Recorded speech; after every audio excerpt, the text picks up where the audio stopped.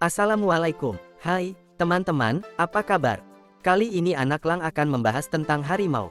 Harimau Panthera tigris atau yang sering juga disebut macan loreng, adalah salah satu kucing besar dari genus Panthera yang asalnya dari Asia. Bentuk tubuhnya kuat dan berotot, dengan kepala dan kaki yang besar, ekor panjang, serta bulu berwarna oranye dengan garis-garis hitam yang kebanyakan vertikal. Dulu, harimau dibagi jadi 9 subspesies, tapi sekarang ada juga ahli yang cuma mengakui 2, yaitu harimau daratan Asia dan harimau dari Kepulauan Sunda. Di alam liar, harimau biasanya tinggal di berbagai jenis hutan, mulai dari hutan di daerah dingin seperti di Rusia Timur Jauh dan Tiongkok Timur Laut, sampai hutan tropis di India dan Asia Tenggara. Harimau ini termasuk predator puncak, jadi dia berada di puncak rantai makanan. Mangsanya biasanya hewan berkuku, dan cara berburu mereka adalah dengan menyergap. Harimau juga cenderung hidup sendiri dan punya wilayah kekuasaan yang dijaga dari harimau lain yang sejenis kelamin. Wilayah harimau jantan biasanya bisa tumpang tindih dengan beberapa betina yang jadi pasangannya. Betina biasanya melahirkan 2 atau 3 anak, dan anak-anak ini tinggal bareng induknya sekitar 2 tahun sebelum akhirnya hidup mandiri dan mencari wilayah sendiri. Sejak awal abad ke-20, jumlah harimau sudah turun drastis, bahkan mereka kehilangan sekitar 93% wilayah aslinya. Harimau juga sudah punah di beberapa daerah, seperti Asia Barat, Asia Tengah, sebagian besar Tiongkok, serta Pulau Jawa dan Bali. Sekarang, habitat harimau jadi terpisah-pisah dan makin sempit. Status mereka saat ini termasuk terancam punah karena jumlah dan wilayahnya terus berkurang sejak akhir 1990-an. Ancaman terbesar buat harimau adalah kerusakan hutan, perburuan liar terutama untuk kulit dan bagian tubuhnya, serta perdagangan ilegal. Selain itu, konflik dengan manusia juga sering terjadi, misalnya saat harimau memangsa ternak karena kekurangan mangsa di alam. Untungnya, harimau sekarang sudah dilindungi hukum di semua negara tempat mereka hidup. Berbagai upaya pelestarian juga terus dilakukan, seperti patroli anti perburuan, pemantauan populasi, sampai pembangunan jalur khusus satwa liar. Di beberapa tempat, bahkan ada rencana untuk mengembalikan harimau ke habitatnya. Harimau adalah salah satu hewan besar yang paling terkenal dan banyak disukai orang di dunia.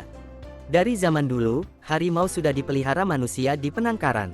Bahkan, mereka pernah dilatih untuk tampil di sirkus dan berbagai pertunjukan hiburan. Harimau juga sering muncul dalam cerita rakyat dan mitos dari berbagai negara, dan sampai sekarang masih sering kita lihat di film, buku, atau budaya populer lainnya. Kata harimau sendiri ternyata berasal dari bahasa Melayu. Kata ini punya akar dari bahasa yang lebih tua lagi, yaitu Proto-Melayu Polinesia. Menariknya, di beberapa bahasa lain yang masih satu keluarga, kata yang mirip, harimau, bisa punya arti berbeda.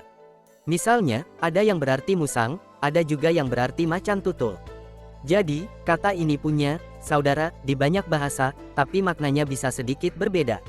Dulu, ada ahli bahasa bernama Otto Demwolf yang mencoba menghubungkan kata harimau dengan kata-kata serupa di bahasa lain, seperti di Tagalog dan Batak.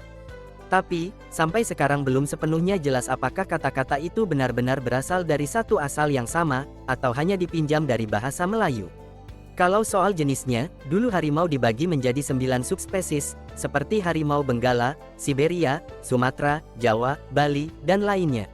Tapi, kemudian para ilmuwan mulai mempertanyakan pembagian ini. Soalnya, perbedaan antar subspesies itu dulu hanya dilihat dari bentuk tubuh dan warna bulu, yang belum tentu mewakili semua harimau di alam. Karena itu, ada usulan untuk menyederhanakan menjadi 2 kelompok saja, yaitu harimau daratan Asia dan harimau dari Kepulauan Sunda. Penelitian yang lebih baru, termasuk dari DNA, juga mendukung pembagian ini. Bahkan, pada tahun 2017, organisasi internasional IUCN juga mengikuti pembagian 2 subspesies tersebut. Meski begitu, penelitian lain menemukan bahwa harimau dari berbagai daerah sebenarnya punya perbedaan genetik yang cukup jelas. Bahkan, ada juga studi yang kembali mendukung adanya 9 subspesies seperti sebelumnya. Jadi, sampai sekarang para ilmuwan masih terus meneliti dan berdiskusi tentang bagaimana sebenarnya pembagian jenis harimau yang paling tepat. Harimau Benggala. Harimau Benggala hidup di wilayah India dan sekitarnya. Dibandingkan harimau yang tinggal di daerah utara, bulunya lebih pendek. Warnanya biasanya kuning kecoklatan sampai merah oranye cerah. Selain itu, bentuk hidungnya juga cenderung lebih panjang dan agak sempit. Harimau Kaspia. Dulu, harimau Kaspia hidup di daerah dari Turki sampai sekitar Laut Kaspia. Harimau ini punya bulu berwarna merah agak gelap dengan garis-garis yang tipis dan rapat. Menariknya, dari hasil penelitian, harimau ini ternyata punya hubungan dekat dengan harimau Siberia. Sayangnya, harimau Kaspia sudah punah sejak sekitar tahun 1970-an. Harimau Siberia. Harimau Siberia tinggal di wilayah dingin seperti Rusia Timur Jauh dan Tiongkok Timur Laut, bahkan mungkin sampai Korea Utara. Karena hidup di daerah dingin, bulunya panjang dan tebal. Warnanya bisa berubah-ubah, biasanya lebih pucat saat musim dingin dan jadi lebih cerah setelah ganti bulu. Bentuk tengkoraknya juga lebih pendek dan lebar dibandingkan harimau yang hidup di daerah selatan. Harimau Tiongkok Selatan. Dulu, harimau ini hidup di wilayah Tiongkok bagian tengah dan selatan. Ukurannya relatif lebih kecil, dengan bentuk tengkorak dan gigi yang juga lebih kecil dibanding harimau India. Warna bulunya kekuningan dengan pola loreng yang agak unik, mirip bentuk belah ketupat. Harimau ini punya ciri genetik yang khas.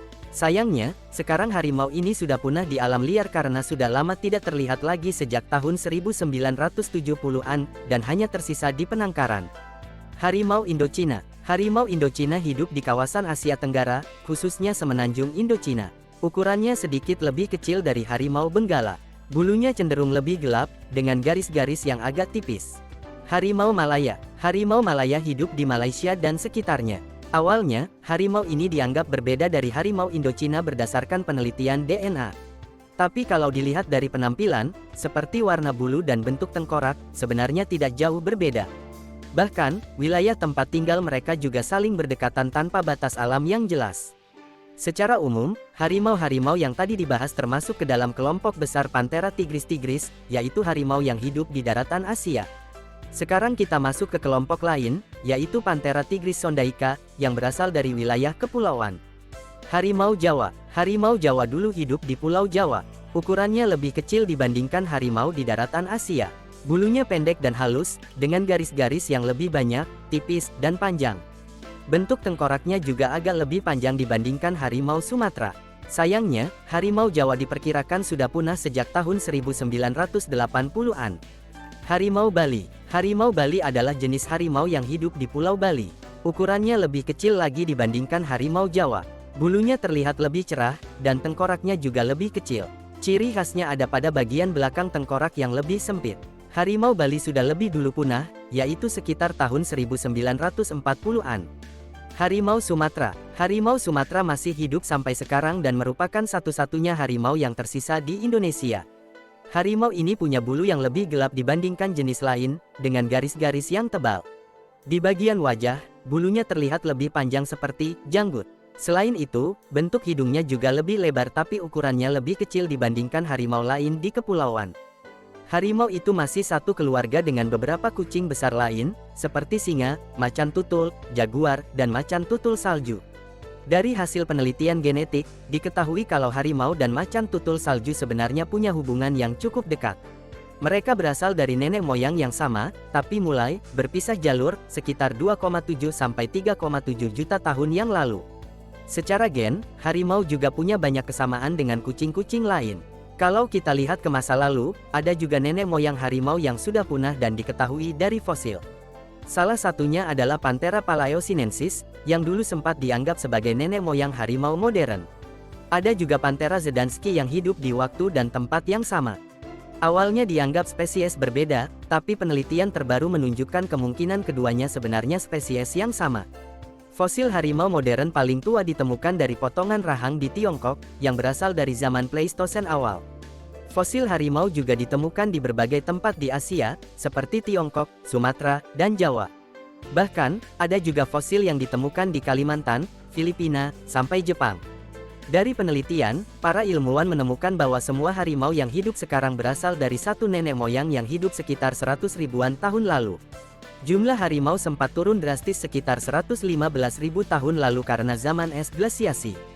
Setelah itu, mereka bertahan di beberapa wilayah aman, lalu menyebar lagi ke berbagai bagian Asia ketika kondisi bumi mulai menghangat.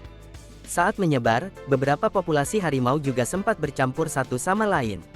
Menariknya lagi, harimau bisa kawin silang dengan anggota genus Panthera lainnya, seperti singa, meskipun ini biasanya hanya terjadi di penangkaran.